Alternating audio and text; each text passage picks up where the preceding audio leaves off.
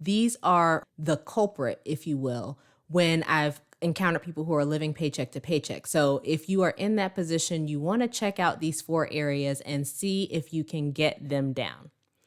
The first area is housing.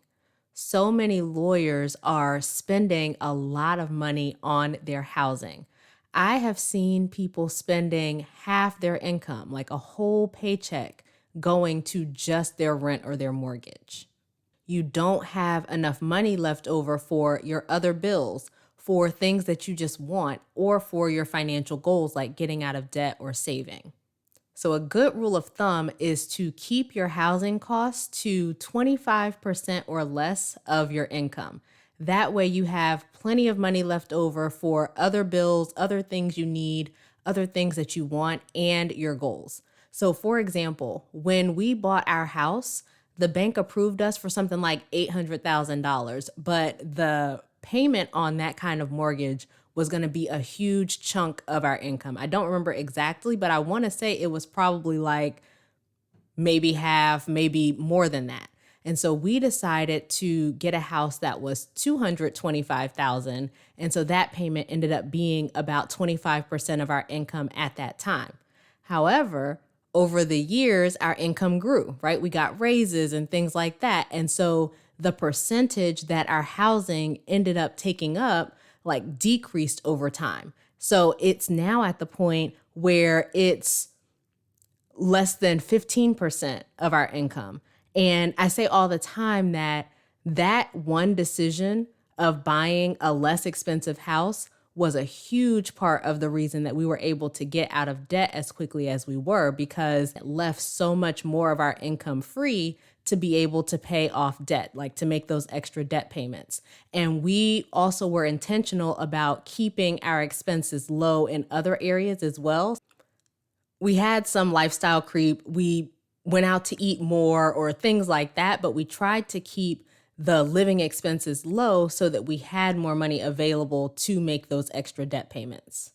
So if you are in a position where you're living paycheck to paycheck, how much of your income is going to your housing? If that percentage is more than about 25%, then let's look at ways to bring that down. And this is not to say that if it's 27%, it's wrong, right? It's not like a hard and fast rule. But when you start getting to a third and stuff like that, like over that percentage, then it's going to be really hard to make the progress that you want to make. And because so much of your money is tied up in this one bill, it makes everything else feel a little tighter. So you want to look at ways to get that down. It could be moving to a less expensive place. It could be getting a roommate, maybe renting out a room, whatever it is. But try to get the cost that you are paying for your housing to 25% or less. And that's going to help to loosen up that budget a little bit so that you're no longer living paycheck to paycheck. The next one that I see a lot is food. This is a big one for a lot of lawyers. Like, how much do you spend eating out? How much is DoorDash and Uber Eats showing up to your place? Because I know for a lot of people, it's a lot, especially if you are busy, you're getting home, you don't feel like cooking, all that kind of stuff. But if you allow your food expense to get too out of control, it can also be contributing to living paycheck to paycheck. Another thing that often comes up here is people buying groceries only to throw them away because they don't get around to cooking, right? They buy the groceries because they feel like that's the responsible thing. That's what they should be doing. That's what it means to be good with money, right? Buying groceries. But if you're just throwing them away, you're literally throwing money in the garbage. Food is a big expense for most people. And I wouldn't say that there is a one size fits all rule for how much you should be spending, but I can give you some actual numbers from my life, from some of my clients' lives, of numbers that have worked for different family sizes, different locations, so that you can kind of gauge where you are in relation to those. So for my family, we are in Atlanta. We are a family of 4, and we spend about $600 to $800 a month on groceries, and then another about $500 a month on like restaurants and takeout and stuff like that. I worked with a family of 3 in DC, and they were spending about $500 a month on groceries and about $450 to $500 a month on restaurants and takeout. I worked with a client in Denver who was helping to take care of a family member, and she spent about $1,200 a month between groceries and restaurants and takeout. And it fluctuated. So basically, like if groceries was more in one month than restaurants and takeout was less, and vice versa. But it always added up to around that $1,200 figure. Another client in New York spent about $700 a month on groceries, mostly because she was doing Instacart and stuff, so she didn't have to carry her groceries. But she also spent like $300 to $500 a month on restaurants and takeout. So costs are going to vary depending on where you live, depending on what's going on with your family. But if you are living paycheck to paycheck, look at how much you're spending on food and see if that's high. And if it is, then think about how you can get that spending down. So maybe it's taking time on the weekend to cook a few meals ahead of time. This was something that I did when we were in the thick of our like getting out of debt journey. I would cook on Sundays and I would try to cook things that would last multiple days, because it is tough when you're busy to then come home like I've been tired or I'm tired from like working, right? And then come home and I got to cook. So finding that time on the weekends to make a few extra meals so that you don't have to. Or if I made something big, like I make a big pot of spaghetti sauce and I maybe freeze some of it so that in times when I'm tired, I don't feel like cooking, I can just pull this spaghetti sauce out and heat it up and we've got dinner. You could also try the meal kits like Blue Apron or Factor. Like some of my clients found that doing those things were better or was better for them because it's like all of the ingredients are right there. And so they knew that they weren't buying extra stuff that they didn't actually need, they weren't going to use, they end up throwing away anyway. But it was cheaper than going out to eat. It could be going to less expensive restaurants or going to restaurants less often so you don't spend as much. It could be actually going to the restaurant versus ordering from Uber Eats or DoorDash. Like I remember this one time I was going to order a pizza and the pizza itself was like $20. But after all the fees and taxes and whatever else on Uber Eats, it was like $40 for one pizza. I was like, absolutely not. And so I just got my shoes on, I got in the car and I went and or picked up the pizza myself, right? So if you're living paycheck to paycheck, experiment with what works best for you so you can get that cost down, but still get that need met in a way that works for your life. The next area that I see a lot in paycheck to paycheck situations is transportation. And typically the way this one shows up is in car payments that are too high. And again, like with housing, if a huge chunk of your income is going to this one bill, then you're not going to have a lot of money left for your other bills, the things you want, your goals, all of that stuff. And with a car, I think it's even like worse than the house, not worse, but kind of, right? Like with a car, it's going down in value and you're putting all this money in. Like even if you're renting an apartment, it's not going down in value as you pay it, right? But with a car, it's actively going down as you're paying into it. So that's something to think about. This is not to say that having a high car payment or anything like that is bad. I know that there are people who love the luxury cars and all that kind of thing, and I am not one to judge what people spend their money on. But I'm saying when you're in a situation where you're living paycheck to paycheck and you've got this really expensive car, it's something that you might think about because having all that money going to your car payment is what's making your budget tight.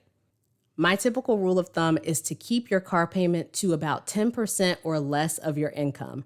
And it's, even better if it's less. And I'm not a fan of car payments that are pushing $1,000 or even more. Like it's not a huge deal if your income can support it. But if we're talking about living paycheck to paycheck, then your income can't support it right now, right? So, sometimes even a car payment that technically falls within the rule of thumb might still be too high because of other things that you have going on. Like when I have seen this, it's like, technically the car payment is fine because it's 10% of their income. However, they've got all of this other money going out to these debt payments. And by getting rid of that car payment, they would have more money available to pay off the debt to get rid of those debt payments as well. So that's something that we're going to talk about also. It's actually the next area, but I just want you to think about if you're in a situation where money is feeling tight, you're feeling like you're living paycheck to paycheck, you're running out of money before the end of the month, like all that kind of stuff.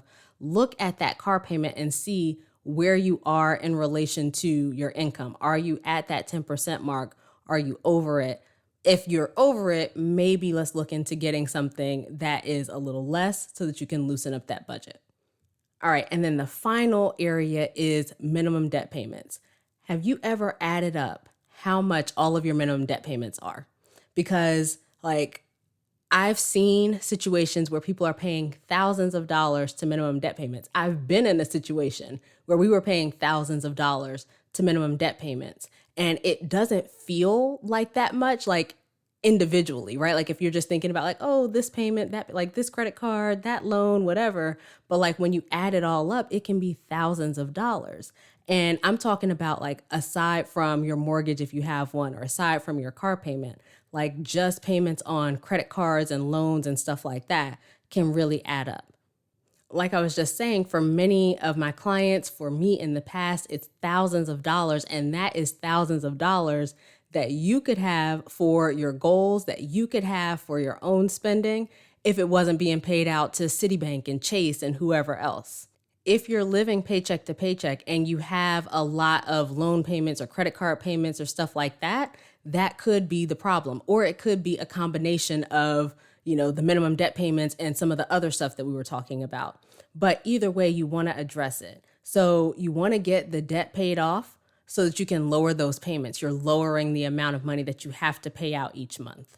And there are a few ways that you can do that. So first, you can just call and ask if there are ways to get lower payments. Sometimes the creditors will extend your loan term so that the payments are lower. Sometimes they'll lower the interest rates. You just never know unless you ask. So I would call and ask if there are ways to get a lower payment so that you can just give yourself a little bit of breathing room, right? Another option is to get a personal loan with better terms, or to move, if you have a credit card, to put it on one of those 0% interest credit cards. You might have gotten some of those balance transfer offers and stuff like that, right? These can be really good strategies to help, but I have seen them burn people. So you want to make sure that you actually make plans to address the debt. You're not just moving it to a personal loan or to the 0% interest credit card. So if you use one of those options, that's not the end. You have not fixed the problem. You still have to make plans to pay that debt off. These options just help you lower the amount that you're having to pay out in minimum debt payments each month, and that can help you to create some breathing room in your budget. So ultimately, the goal is to get rid of the debt, but if we can just lower those minimum payments, then that can help if you're living paycheck to paycheck. So those are my tips for problem areas to look at if you're in a paycheck to paycheck situation. And I find that typically it's a combination of multiple of these, right? But you want to check your housing, your food costs, your car, whatever other transportation, typically it's the car, and your minimum debt payments, and try some of the tips that we just talked about to see if you can get those costs lowered. And I don't want you to just stop at creating room in your budget. I want to help you get out of debt. So be sure to check out my free guide on how to correct 5 common mistakes that lawyers make that keep them in debt. You can get your copy at rothomas.com/guide. All right, that is it for this week's episode. Please, if it has been helpful for you, take a second, subscribe to the show, leave a review. Those things help to get the show in front of more lawyers so that they can get these tips, they can get their finances in order as well. And I always appreciate your support.